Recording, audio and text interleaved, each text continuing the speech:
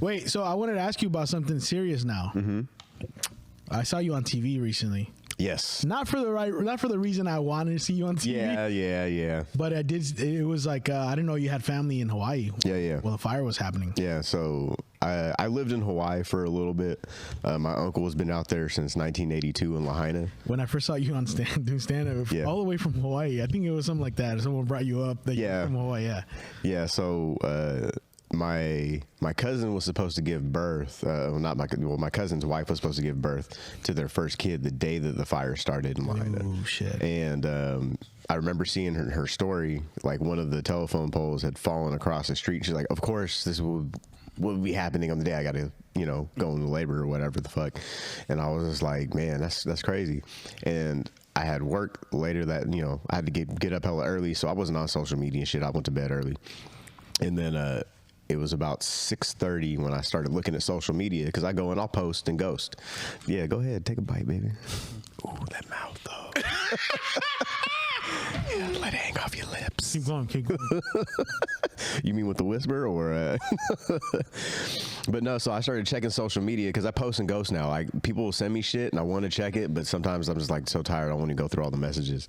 I do that too. Yeah, right. People will like send me like a bunch of shit, and I'm like, if you ever wonder why I don't respond to you immediately, like sometimes I don't, I'm ghosting right now. Yeah. So I try to post something that I want to do good, so Yeah. I'll post it, and I'm like, I gotta do this. Yeah. So. It was crazy though, because when I saw the social media post when I went to go post what I was going to put up, I was like, oh shit, the fire's really fucking bad. So immediately I go to call my uncle, go straight to voicemail. I call my cousin, go straight to voicemail. Oof. And I was like, holy shit, like, are they fucking dead?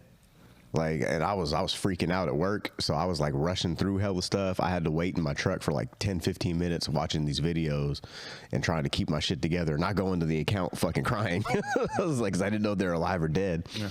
And then throughout the day, like my mom was like texting because they were able to actually get some messages. But I at the point that I was almost done with work, I had like 3 stops left, so I was rushing through it, and I rolled through a stop sign and rear-ended somebody. Oh shit! It was hella. It wasn't that bad of an accident, but like I was out of my head. I wasn't even paying attention. Yeah. And I just remember after that, I got the word that they were okay. Mm-hmm. And I kind of needed that like 5 minutes before it happened. Yeah. But yeah, man, it's just been crazy kind of dealing with that. And because I lived there, we were there for 2 weeks. At that house? We were there 2 weeks. We were there for 2 weeks. 2 weeks before the fire. Oh shit! Oh yeah. So we were just there. Oh, okay. Yeah, we were just there. I remember that. Yeah. And then that was like a rough month too, because 2 weeks after the fire, my friend got shot in the head and was murdered right around the corner, like right around from the new parish over in Oakland, where they're having the new fucking hella funny show. So I was like, I don't know if I want to go over there right now. But that was like a rough couple months. And then yeah, dude, it was a lot to deal with. But I was on the news because Jason Toops, who does Alameda Comedy Works, he was like, hey, just letting you know, I'm gonna donate some money to the victims and your family. I was like, all right, cool. Like, that's the homie. He's always kind of looked out for me and helped out. Especially during this last year when I was out of work, and it was super crazy because he hits me up later on in the day and was like, hey, by the way, the news is gonna be there. They heard about the benefit, so they're probably gonna ask you some questions. I'm like, all right. Afterwards, he was like, apparently you're the only one they filmed. I think this is gonna be about you. I was like, no shit. Mm-hmm. So I was just glad that they cared enough to ask about what was going on. Yeah. Because like they lost everything. They lost both their houses. So they had all their baby stuff in there. Mm-hmm. All that shit is gone. All the memories. Yeah, and just like, and then for me, like whenever, even still now when I watch the videos, dude, and it was like, I still like kind of tear up. My mom and dad just got back because it was my uncle's 60th birthday. Mm-hmm. So they just got back from there. My mom was like, the drive was so hard. Mm-hmm. How bad was it? It's decimated. Like the Santa whole, Rosa in 2015 basically, or whatever. Yeah. I mean, all the shit is gone. Like everything. everything that I would recognize It's gone. as all of Front Street, historic Front Street. Like, and the problem is that when they had the plantation running and the hotels got put in, they diverted all of the water from Lahaina to fill in those places, and it never got returned back when the plantation shut down. So it dried out Lahaina. Lahaina used to be very tropical, so they have constant brush fires during the summer when it gets too hot. And they don't have the infrastructure really to fight anything like that. And the winds were hurricane level winds. It was there 80 miles an hour, so it just fanned it, and it spread super quick. And I've seen different videos of it, and I was like, "There's no way anybody could have stopped that, no matter how many firefighters you fucking had." And they put in, in like, what was it, 5 years ago, they had another fire that destroyed some of my uncle's friends' houses and shit. And they just lost their houses again after rebuilding. So, and the government has been zero help. They the one time $700. It's crazy, dude. Like, yeah, they sent $165 billion to Ukraine. They're sending money to Israel, but cannot help a state inside of the country.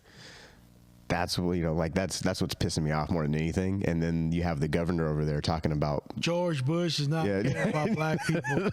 Well, Joe Biden don't give a fuck about Hawaiians either. It's like, that shit is so crazy, dude. It's so frustrating to see how much help they're not getting, and the land developers coming in and them wanting to, the government wanting to use eminent domain to take over some of the land. But a lot of the Hawaiians are a really strong community. They're amazing people. That's part of the reason why I'm not like dead or in jail is because I spent that very critical year living there and just like watching people practice aloha, like giving out of their hearts and not expecting anything back like it is out here. It was like, if I do something for you, you better do something for me. Out there, it's like, no, I just had extra to this. You're cool. You're my neighbor. I take care of you. So what's up with your your family that lost their homes right now? What are they doing? They're trying to go through the insurance. My cousin, my oldest cousin out there, she's autistic. So if they take any funding from some of these special funds that have been put together, they'll lose their funding from the state. So they can't really accept anything. They have to go through their insurance. The insurance, I guess, has been really helpful, my uncle has been saying. But they're like, he's like Dr. Dolittle, man. They've collected so many animals. They lost a tortoise that was there when I used to live there, 2007, 2008. He just got burned up in the fire. They lost like 6 cats, and he just recently had to put down one of their dogs. They had like 4 dogs.